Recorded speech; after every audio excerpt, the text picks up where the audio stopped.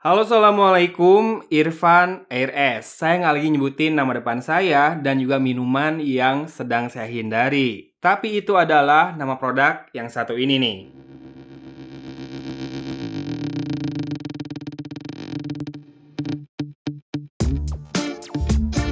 Ya, bunyinya memang Irfan ya, tapi nulisnya Airfun. Dan sesuai namanya, produk ini sukses bikin kuping saya bersenang-senang.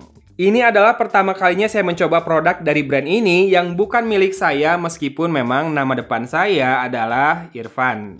Kesan pertama saya pas lihat packagingnya boleh uga nih. Dengan brand color kuning, pengemasannya rapi, dan ada satu hal yang selalu ada dalam paket penjualannya yaitu semacam cotton buds untuk membersihkan sela-sela earphone dari debu yang menempel.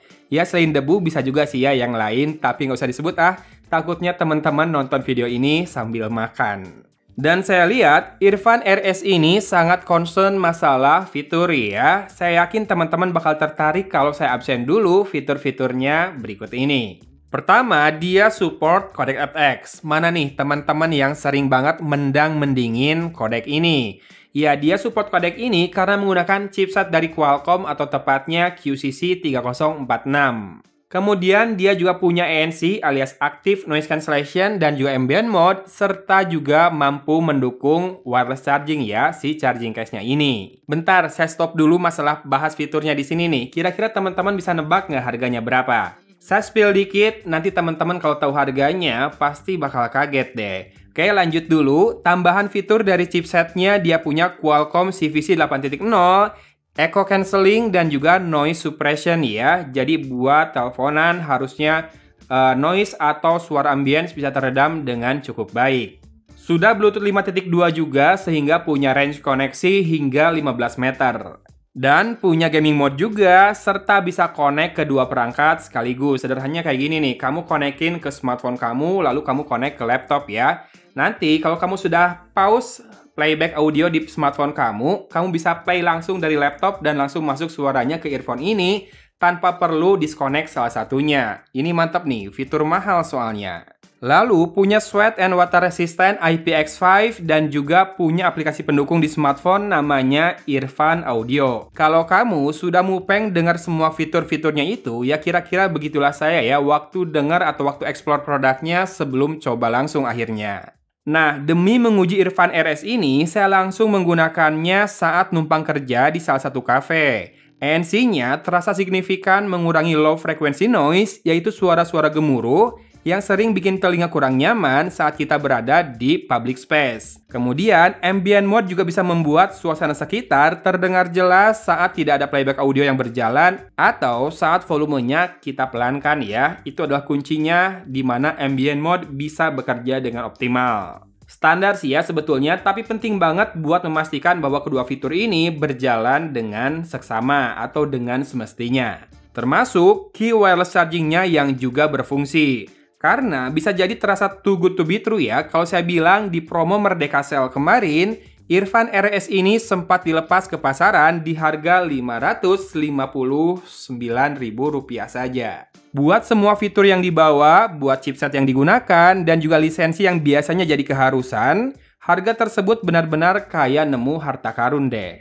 Meski feels-nya tidak terlalu mewah, namun terasa solid juga dan looks nice ya. Fittingnya baik, isolate dengan kedap, dan nyaman dikenakan cukup lama.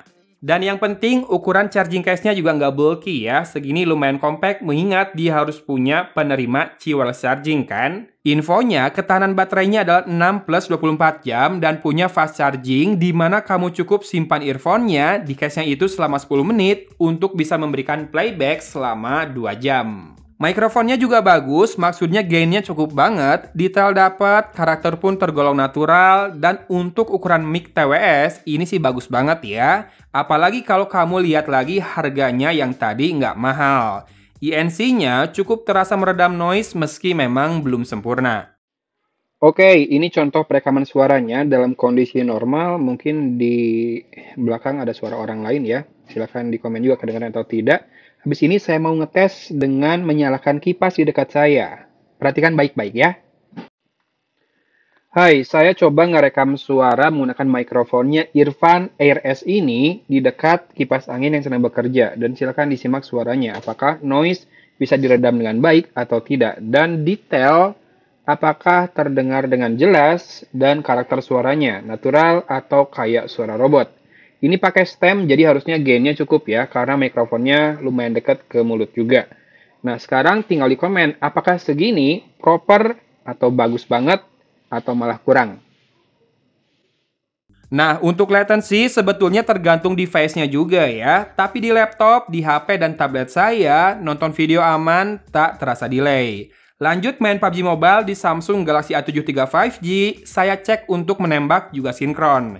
Sementara ekor langkah terdengar masih tersisa sekitar 3 langkah, dan bisa turun jadi 1-2 langkah saja saat gaming mode dinyalakan. Nah, karena mode ini bisa dinyalakan dengan mudah dari sensor sentuh earphone-nya ini, jadi saya masih bisa mengandalkan Irfan RS ini buat gaming. Selama itu bukan gaming yang serius atau kompetitif. Terakhir, tapi mungkin yang paling penting adalah mengenai karakter suaranya. Di boxnya ini kan tertulis Immersive Sound ya. Sebetulnya suaranya memang bagus sih, powernya kenceng banget, kamu bisa dengerin hentakan-hentakan kick snare di musik dengan sangat hidup. Hanya saja saya merasa karakternya terlalu warm. Basshead sih seneng ya pasti dengerin pakai earphone ini, karena bassnya booming banget dengan ekor yang panjang-panjang. Meski tidak sampai merusak tone vokal, namun saya bisa merasakan bahwa sektor ini terdengar kurang natural. Masih clear namun gaungnya cukup terasa. Treble juga sama ya, jadinya sparklingnya tidak cukup wow, masih ada kerasa gitu ya, gaung dari bassnya itu. Namun untuk urusan detail, virtualisasi, staging, dan separasi suara, separasi instrumen, bisa dibilang top notch lah. Ruang yang diciptakan di kepala kita terasa luas, instrumen-instrumen yang hadir bisa dibedakan satu persatu, detail-detail kecil juga muncul, dan arahnya bisa dihadirkan dengan akurat. Dan driver kualitas juga bisa dilalui dengan sangat baik. Nah, jadinya ini bakal cocok buat mereka yang suka suara bombastis di telinga, namun bukan buat yang cari clarity atau pure sound. Dan juga bukan buat yang nyari balance ya.